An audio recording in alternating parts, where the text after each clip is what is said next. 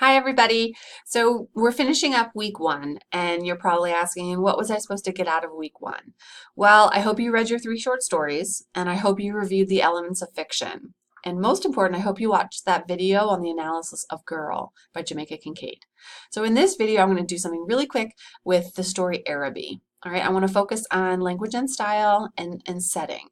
So when we read, we're always looking for language that has literal meaning and then figurative meaning. So you want to really look for things that seem odd to you. Like, why choose that language, right? So let's talk about the very first sentence in Araby.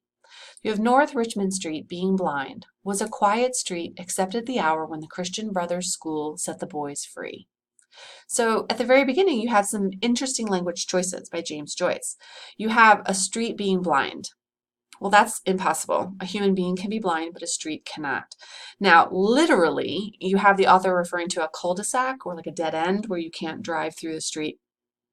But the language blind is odd. You would never call a street blind. So he's personifying a street, okay? And then you have this idea that there's an hour a day when the boys get set free from their Christian school. That's interesting.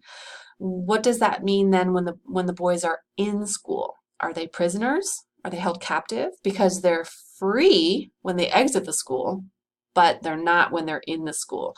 So what is this sentence saying about the Catholic Church? Right? You have a very interesting setup here. Do you think this story is going to be a positive, loving story about religion? Or is maybe religion blind and holding people captive? If you go to the second sentence of the story, the former tenant of our house, a priest, had died in the back drawing room. Well, so now you have a dead priest. What does a priest symbolize, right? Literally, you have a priest who embodies, who represents the ideals and the faith of the Catholic Church.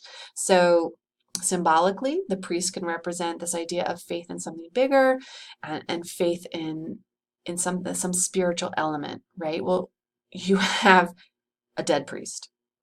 So what's going to die in this story? Is something going to die? Foreshadows are big in short stories. In the first part of a short story, you'll usually get a hint as to what's coming in the story. And by looking at the language and the style and that setting, you're getting a clue as to what's going to happen. Is there going to be a death of faith in this story? Is this story going to say wonderful things about religion? Now, I'm going to use that word religion in a broader concept because I think you can, yes, the story is about the Catholic Church, however, it's bigger than that, right? You have the literal and you have the symbolic. And you always want to, if you can find language that has that literal and the symbolic, you've just found that's the quotable material. Okay, that's the stuff that you want to use in your essays when you can identify the language that has that clear literal meaning, but then that juicy, fun, meaty symbolic meaning. Okay, so Araby. Is this a fun coming of age story, or is this kind of a sad coming of age story? Is there a death that's about to happen? Is there a death of belief, a death of faith, a death of spirituality? Does that make sense? All right, so let's head into week 2. If you have any questions, let me know. Best of luck.